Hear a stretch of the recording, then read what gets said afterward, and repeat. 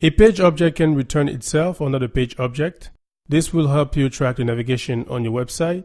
An example of a page returning itself is, for example, the contact page. Once an end user enters an invalid email and clicks the submit button, the same page is displayed, so which means the same contact page here is displayed. We can model this using page object. We can implement a method called validation check. That method will enter all the required information with an invalid email, click the submit button, and return the contact page object. Now let's see an example of a page object returning another page object. Once an end user clicks the Facebook share button on the product page here, the Facebook login page is displayed.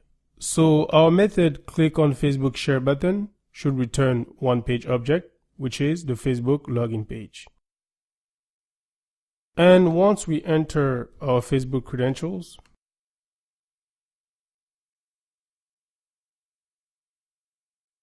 the share on Facebook page is displayed. So our method login should return another page object, which is the share on Facebook page. Now let's see how to implement this using page objects. Let's open Sublime Text and drag and drop Traveling 20 folder into Sublime Text.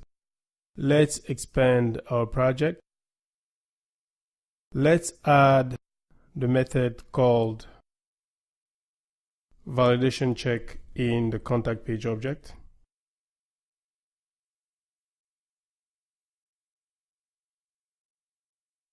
Let's copy the code from submit request method. Paste it here. Let's remove the thank you message. And here we are going to return the contact page. So I'm going to write return self.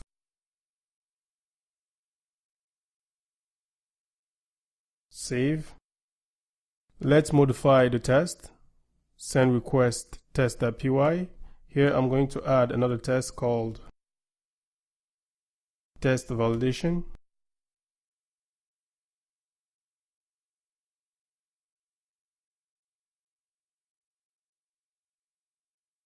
Copy the code under test send request test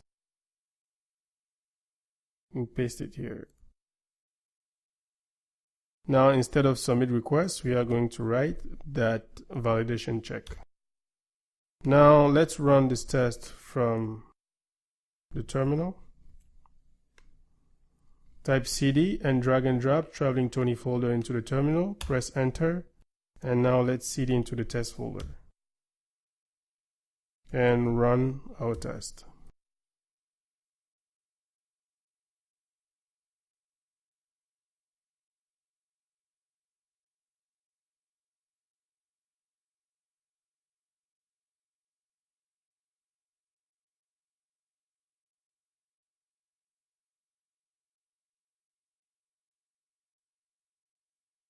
Cool, our test passed here. Now let's implement a page object returning another page object. Here, clicking on the Facebook share button should return the Facebook login page. So I'm going to write return Facebook login page. This method takes 3 arguments: the driver, the Facebook username, and the Facebook password. So we need to import the TT constants dictionary.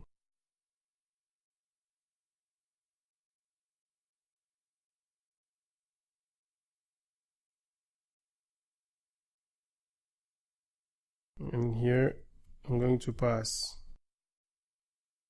the Facebook username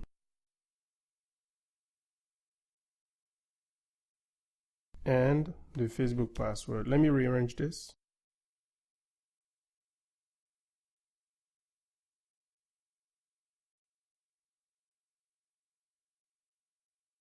Now we need to make some changes on the Facebook login page as well.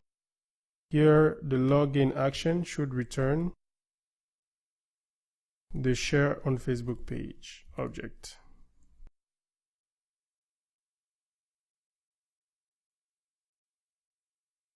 Need to import the share on Facebook page object.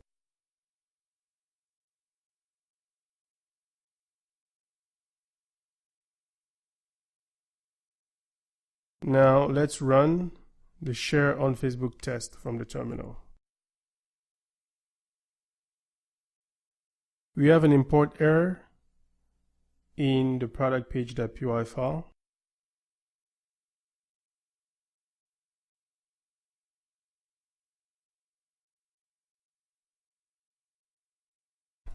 Let's try this.